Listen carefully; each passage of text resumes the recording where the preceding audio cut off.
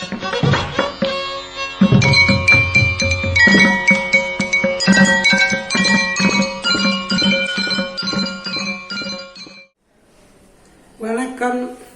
எல்லாரும் கிருஷ்ண ஜெயந்தி வருது, நல்லா கொண்டாடுவீங்க.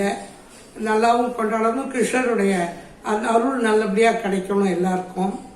இப்போ இன்னைக்கு நான் சொல்ல போகிறது ஒரு உற்சவம், அதாவது கோவிலில் நடக்கிற ஒரு உற்சவம் தான்.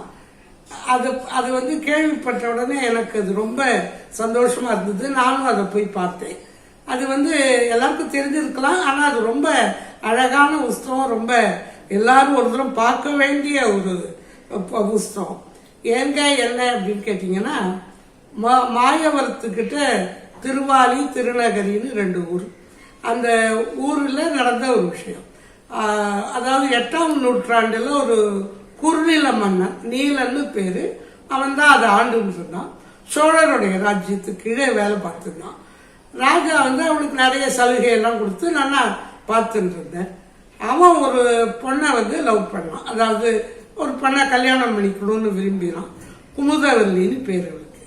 அவளை போய் அவள் கேட்கச்ச அவள் சொன்னா, இல்லை நீ ஒரு 1000 பேருக்கு தினம் ஒரு வருஷத்துக்கு சாப்பாடு போடணும், அது பண்ணினாதான் நான் அவனை கல்யாணம் பண்ணிப்பேன் அப்படின்னா. சரின்னு இவன் முதல்ல தங்கிட்ட இருந்ததெல்லாம் வச்சு பண்ணி பார்த்தான். அப்புறம் வசூல் வந்ததெல்லாம் செலவழிச்சு எல்லாம் பண்ணான். அப்புறம் ஒரு ஸ்டேஜில் இவன்கிட்ட காசே இல்லை.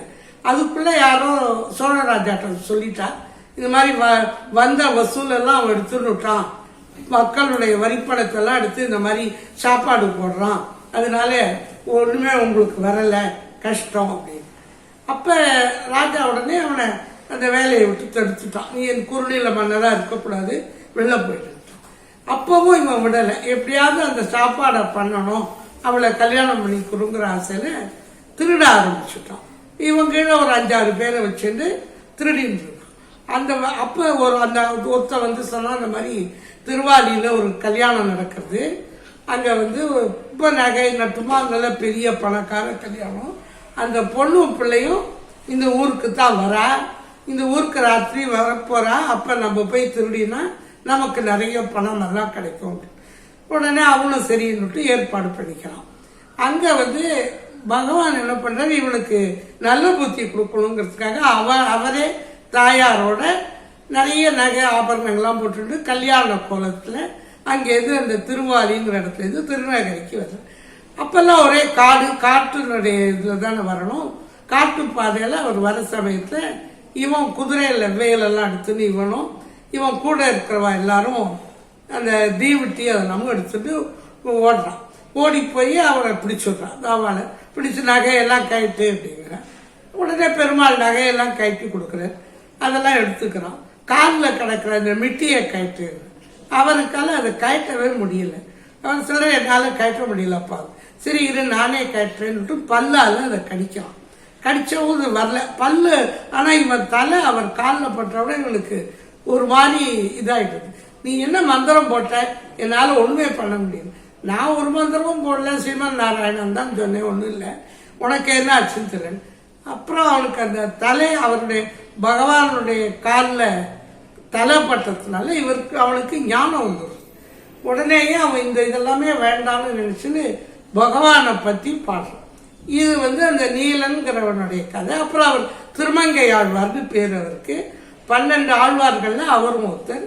அதுக்கப்புறம் அவர் ஒரு ஊரா போய் பகவானை பத்தி எல்லாம் நிறைய பிரபந்தத்துல நிறைய அவரும் எழுதியிருக்கார். 4000 பிரபந்தத்துல அவரும் ஒரு முக்கியமானவர் தான்.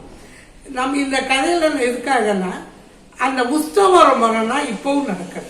அந்த ஊர் கிராம மக்கள் எல்லாரும் அந்த குடியானவா தான். இப்பவும் அவ அதை ரொம்ப சிறப்பா நடத்துறான். எப்படின்னா, அவர் குதிரையில வேலோட வேகமா வரா மாதிரி அந்த உற்சவரை தூக்கில் ஓடி வருவான். இந்த பக்கம் பெருமாளை தூக்கில் ஓடி வருவான். இந்த வேகமா ஐயோ நாடி அடித்து நம்ம சீக்கிரமா ஊருக்குள்ள போய் சேரணுங்கிறது. இவாளும் ஓடி வருவான், அவளும் ஓடி வருவான். அந்த தீபந்தத்தை எடுத்துன்னு அந்த ஊர் மக்கள் தங்களை தங்கிற அரசன் நீலன் அப்படிங்கிற மாதிரி நினைச்சுட்டு துணியை போட்டு மூண்டிட்டு அந்த பந்தம் இருக்கு இல்லையா, அந்த இதுல இப்ப பெருமாளுக்கு முன்னாடி போய் தீவெட்டி அதெல்லாம் எடுத்துட்டு அவ எல்லாரும் ஓடி வருவான். ஓடி அந்த அவ எல்லாரும் அந்த நிகழ்ச்சி நிஜமாவே பார்க்குற மாதிரி இருக்கும், ரொம்ப அற்புதமாக இருக்கும். அவள் எல்லாரும் பெருமாளை சுற்றின்னு ஓடி வருவாள். ஒரு 10 பேராவது ஒரு கையில் கம்பு வச்சுட்டு இருப்பா, மூஞ்சியை முடின்னு இருப்பா, பந்தம் வச்சுட்டு இருப்பா, துக்குடுக்குடுன்னு சுற்றி வருவாள். அந்த உற்சவரை வந்து அவர் பெருமாள் கால் விடுவார். அப்போ அவர் வந்து ஞானம் வந்துருச்சுன்னு அந்த செகண்ட்லேயே இந்த பிரபந்தத்தை அவர் சொல்லுவாள். வாடினேன் வாடி வருந்தினேன் மனதால்னுட்டு ரொம்ப, அதாவது அது வந்து உணர்ச்சி பூர்வமாக ரொம்ப அழகாக இருக்கும். அது நம்ம எல்லாருக்குமே அப்படியே பெருமாள் மேலே ஈடுபாடு வரும். அந்த அளவுக்கு அது ரொம்ப நல்லா இது பண்ணுவான். அந்த காலத்தில் நிஜமாவே நகையெல்லாம் கட்டி கொடுத்து எல்லாம் பண்ணாலாம். இப்போ அது மாதிரி ஒரு பாவலா தான் பண்ணுறான். பட் பண்ணாலும் அதை ரொம்ப சிறப்பாகவும் ரொம்ப நல்லாவும் பண்ணுறான்.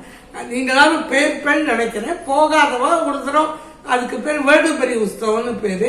அது எந்த டயத்தில் நடக்கிறதோ அப்போ போய் அதை பார்த்தீங்கன்னா நல்லாயிருக்கும். குழந்தைகளையும் ஆக்ஷன் பண்ணிருந்தாலும் ஒரு வேடிக்கையாக இருக்கும். அவள் ஓடி வருது, இது பண்ணுறது, அதை சுற்றி அவள் பெருமாளை வருது, இதெல்லாம் வந்து ஒரு பார்க்கறதுக்கு ஒரு இன்பமாகவும் பக்தியாகவும் மனசுக்கு நிறைவாகவும் நல்லாவும் இருக்கும். அதனால எல்லாரும் அதை போய் பார்க்கணுங்கிறது எனக்கு. இந்த நீலனுடைய கதையிலேருந்து என்னன்னா, இந்த இதில் இருக்கிறத விட பகவானுடைய திருவடி தான் வசதி. இங்கே இருக்கிற சாதாரண இக சுகம் சாதாரணம். நான் சொன்ன விஷயங்கள்லாம் உங்களுக்கு பிடிக்கும்னு நினைக்கிறேன். எனக்கு அதை பற்றி கமெண்ட்ஸ் எல்லாம் எழுதுங்க. நன்றி. மறுபடியும் உங்களை சந்திக்கிறேன். வணக்கம்.